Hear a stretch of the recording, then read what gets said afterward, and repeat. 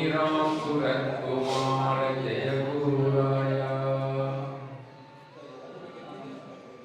सच्चिदानंद गुरु सद्गुरु योगीराम सूरत कुमार திருவடிகளே சரணம்.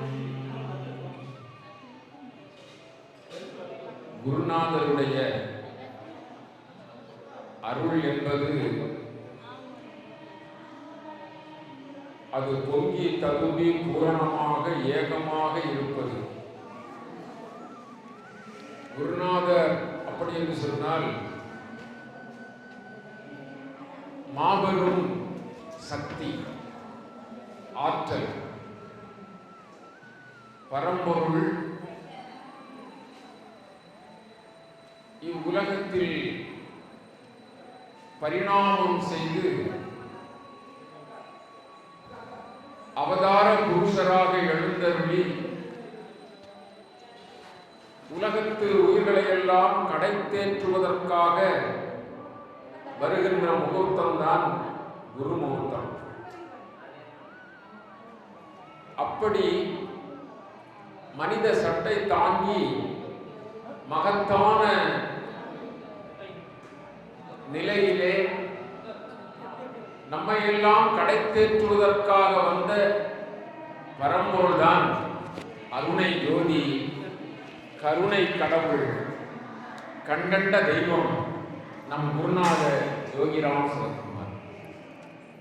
அந்த பரம்பொருள் தேர்ந்தெடுத்த கருவியில் முத்தான சத்தான முதன்மையான கருவிதான் காணி ஞானி தபஸ்வி பொன்காமராஜ் அவர்கள். நாமெல்லாம் இங்கு குழுமியிருக்கிறோம், குருநாதருடைய நாமத்தை சொல்லுகிறோம். இல்லந்தோறும் குருநாதருடைய நாமத்தை எழுச்சியோடு சொல்கிறோம். அப்படி என்று சொன்னால் குருநாதருக்கும் நமக்கும் சம்பந்தம் இருக்கிறது. குருநாதர் நம்மை மெல்ல மெல்ல தட்டி தட்டி பக்குவப்படுத்தி நம்மை உயர்நிலைக்கு எடுத்து செல்லுகின்ற அந்த நிலைதான் குரு அருள். நம்முடைய தபஸ்வி பொன்காமராஜ் சுவாமிகள் அவர்கள் மிக இளமையிலே அவர்கள் வழக்கறிஞராக இருந்து சிறந்த ஒரு சிறந்த வழக்கறிஞர். அதற்கு முன்பு கூட தொழிற்சங்கத்திலே இருந்தவர். பெரிய கட்சியின் தொழிற்சங்கம். அது மாதிரி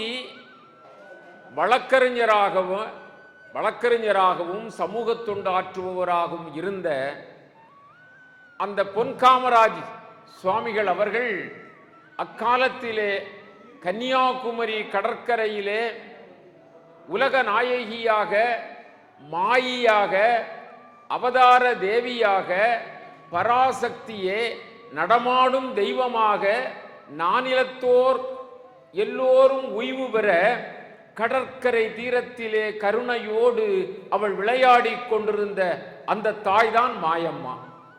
அந்த மாயம்மா இந்த குழந்தையை தன் அருள் குழந்தை என்று தேர்ந்தெடுத்து, இந்த குழந்தை எந்த சிற்பியால் சித்தரிக்கப்பட வேண்டும் அல்லது எந்த சிற்பியால் உருவாக்கப்பட வேண்டும் என்று நினைந்த அந்த தாய் இந்த குழந்தையை அண்ணாமலைக்கு அனுப்பிற்று.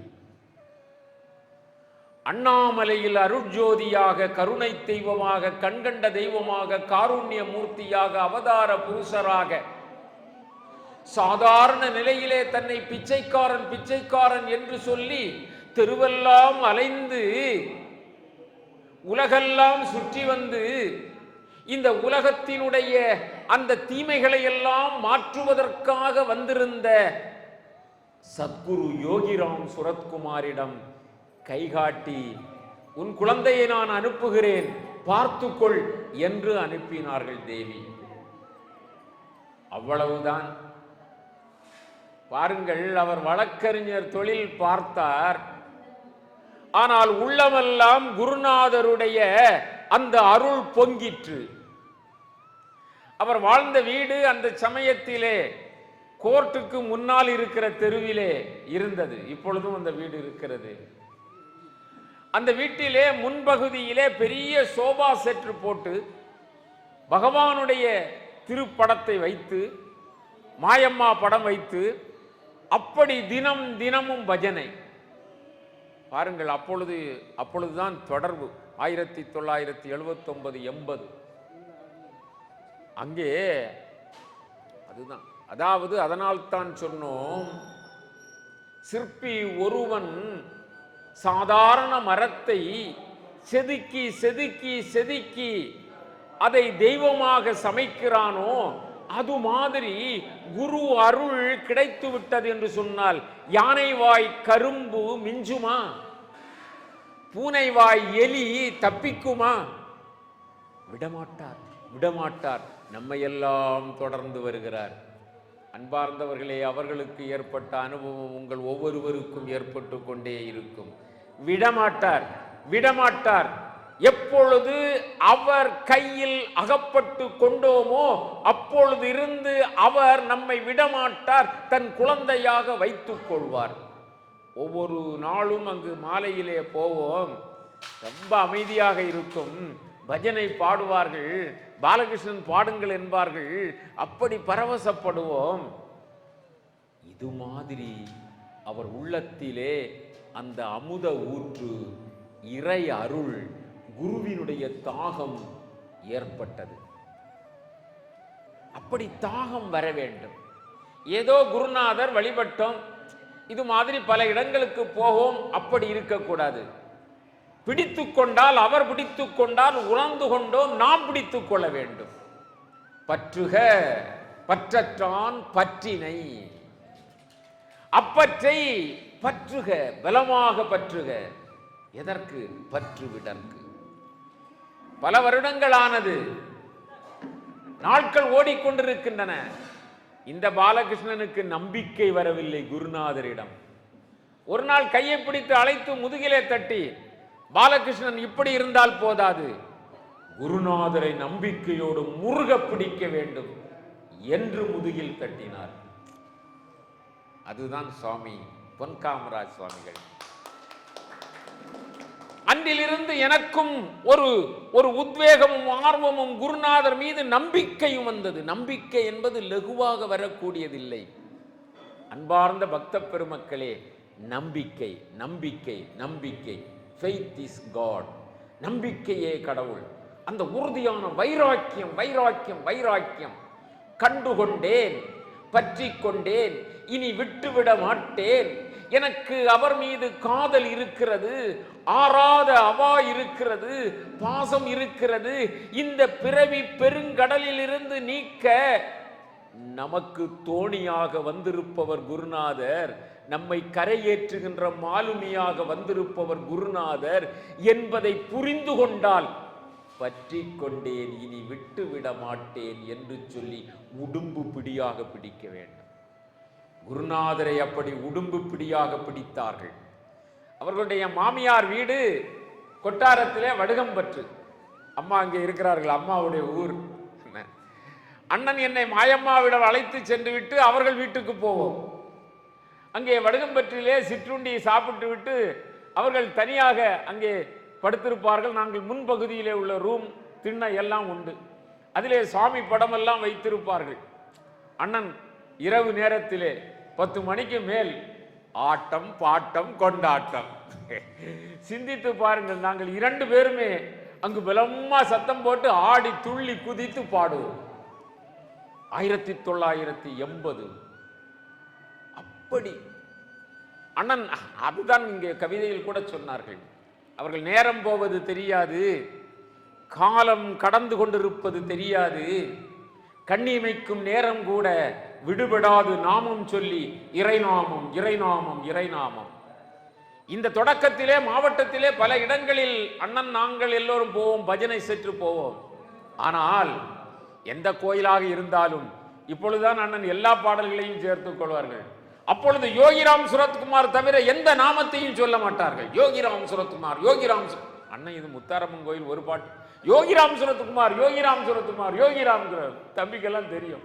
என்ன விடமாட்டார், அவ்வளவு உறுதி. யோகிராம் சுரத்குமார் அனைத்து தெய்வங்கள், அனைத்து தெய்வங்களும் யோகிராம் சுரத்குமார். யோகிராம் சுரத்குமார் என்று சொன்னால் அவர் ஒருவரே. My father alone exist, my father alone exist. அவரை தவிர ஒரு துரும்பு கூட, ஏன் ஒரு அணு கூட அவருக்கு அப்பாற்பட்ட ஒன்று இருக்கிறது என்ற நிலையே நமக்கு வரக்கூடாது. அடித்து அடித்து திரும்ப திரும்ப சொல்லுகிறார் பகவான். நாம் இப்பொழுது ராம்ஜி வித்யாலயா என்று சொல்லி, ஸ்ரீ ராம்ஜி மெட்ரிக் மேல்நிலை பள்ளி என்று சொல்லி, குருநாதருடைய பெயரிலே, குருநாதருடைய நிர்வாகத்திலே நடந்து கொண்டிருக்கிற பள்ளி. அந்த பள்ளிக்கு அண்ணன் வருவார்கள். அந்த பள்ளியிலே அப்படி நேரம் ஆகின்ற பொழுது என்ன சுருக்கமா, ரொம்ப கேவலமா, வெட்கமா தான் இருக்கிறது சொல்வதற்கு. என்ன ஜட்டி மட்டும் இருக்கும். அந்த அந்த பள்ளி வளாகத்திலே குதித்து, அது ஒரு பருவம், அது ஒரு காலம், அது ஒரு ஆனந்தம். ஆடுவோமே பள்ளு பாடுவோமே, ஆனந்த தெய்வம் நம் குருநாதர் என்று நினைந்து தினம் தினமும் ஆடுவோமே பள்ளு பாடுவோமே. அது மாதிரி ஆனந்தம் என்றால் அதுதான் ஆனந்தம். என்ன, அங்கு வெட்கம் இல்லை, நாணம் இல்லை, அங்கு நான் என்ற அகந்தை இல்லை. அங்கே நான் பெரியவன், நான் பணக்காரன், நான் படித்தவன், நான் பெரிய புகழ் பெற்றவன், நான் பெரிய உத்தியோகஸ்தன் என்ற எந்த விதமான நிலைகளும் நம்மை விட்டு போக வேண்டும். குருநாதரை நினைந்து கைதட்டி பாடினால் மரத்தின் அடியில் இருக்கின்ற பொழுது மரத்தில் இருக்கின்ற பறவைகள் எப்படி பறந்து போய்விடுமோ, அது மாதிரி என்று குருநாதர் நம்முடைய உள்ளத்திலே புகுந்து விட்டாரோ, என்று குருநாதரை அனுபவிக்க ஆரம்பித்தோமோ, அப்பொழுது வாது, சூது, வஞ்சனை, பொறாமை, நான் என்ற அகந்தை, அப்படி சொல்லுகின்ற தீயவைகள் எல்லாம் நம்மை விட்டு பறந்து போக வேண்டும். குருநாதர் அப்பொழுது செல்ல பிள்ளையாக நம்மை மடியிலே எடுத்து வைத்துக் கொள்வார், தோளிலே போட்டு தாளாட்டுவார், தலையிலே தூக்கி வைத்துக் கொண்டாடுவார். அதுதான் குரு மகிமை, குருவின் சிறப்பு. நீ தூயவனாக ஆகு, தூயவனாக ஆகு, நீ வெண்மை உள்ளம் படைத்தவனாக ஆகு. உனக்கு வேறு எதுவுமே இந்த பிரபஞ்சத்தில் இல்லை. உன்னை நான் என்னுடைய தலை மீது வைத்து சுமக்கிறேன் என்று சொல்லி தேடி வருபவர் தான் சத்குரு. நீ பரம்பொருளை தேடி போக வேண்டாம். நீ பக்குவத்தை அடைந்து விட்டாய் என்றால் பரம்பொருள் உன்னை நாடி வருவார். எங்கே என் பக்தன், எங்கே என் பக்தன், எங்கே என் பக்தன்? இன்றைக்கு பொன்காமராஜ் சுவாமிகள் அவர்கள், தபஸ்வி அவர்கள் கிராமமெல்லாம், நாடெல்லாம், வெளிநாடுகளில் எல்லாம் சுற்றி வருகிறார்கள். எதற்காக? தான் பெற்ற இன்பம் இவ்வையகம் பெற வேண்டும். நம் குருநாதர் நமக்கு தந்திருக்கிற அருளில், ஆனந்தத்தில் இவர்களை எல்லாம் மேம்படுத்த வேண்டும் என்று சொல்லி. அம்மா, உங்கள் வீட்டுக்கு 11 மணிக்கு வர்றேன், வரக்கூடியது எத்தனை மணிக்கு இருக்கும்? 1 மணிக்கு தான் இருக்கும். என்ன, ஆனால் அவர்கள் காத்து கொண்டே இருக்கும். அங்கு போயாச்சு 1 மணி, ராத்திரி 1 மணி. யோகிராம் சூரத்குமார், யோகிராம் சூரத்குமார், யோகிராம் சூரத்குமார். அசதி இல்லை, தளர்ச்சி இல்லை. குருநாதர் அருள் அப்படி. ஆகவே தான் பெற்ற இன்பம் இவ்வையகம் பெற வேண்டும் என்று தரணிக்கு இது மாதிரி நல்ல கருவிகளை பகவான் ஒவ்வொரு ஜென்மத்திலும் தீட்டி தீட்டி தீட்டி தீட்டி கூர்மைப்படுத்தி கூர்மைப்படுத்தி அதை கொண்டு வந்து உலகம் உய்வதற்காக தன் கையில் இருக்கிற கருவிகளாக மாற்றிக்கொண்டார்கள். அது மாதிரி சத்குரு யோகிராம் சுரத்குமார் இந்த நல்ல தருணத்திலே சொல்லிக் கொள்கிறோம். காணி ஞானி தபஸ்வி பொன்காமராஜ் சுவாமிகளை அப்படி தயார்படுத்தி இந்த உலக அரங்கிலே வலம் வரச் செய்து கோடானு கோடி மக்கள், கோடானு கோடி உயிரினங்கள் உய்தி பெறுவதற்காக நாம ஜபம் செய்து குருநாதருடைய அருளை பாரங்கும் பரப்பிக்கொண்டே இருக்கிறார்கள். இந்த கார்மேகம், கருணை மலை, அது சுவாமி பொன்காமராஜ் நிலையிலே வந்து பொழிந்து நமக்கெல்லாம் அருளை பாலிக்கிறது. ஆகவே நான் அதிகம் இன்னும் சந்தர்ப்பம் கிடைக்கின்ற பொழுது பேச முடியும். காலம் கடந்து கொண்டிருக்கின்ற காரணத்தினால் சுவாமிஜியினுடைய பணி, அருள் பணி, அது அது குருநாதர் பணி, குருவே இயக்குகின்ற பணி. குருவே அவராகவும் அவரே குருவாகவும் இருந்து அருள்பாலிக்கின்ற அத்துணை பேறு பெற்றிருக்கிறார் என்று அவர்கள் பல்லாண்டு பல்லாண்டு பல கோடி நூறாயிரம் மல்லாண்ட திண்டோள் மணிவண்ணன் உயிர் மணிவண்ணன் அருள் பிரகாசத்தோடு வாழ்வது போல நம்முடைய தபஸ்வி பொன் காமராஜ் சுவாமிகளும் அவர்களுக்கு துணையாக இருக்கின்ற அன்னையாரும் அவர்களெல்லாம் வாழ்க வாழ்க வாழ்க, பல்லாண்டு வாழ்க, பல்கி பெருகி வாழ்க.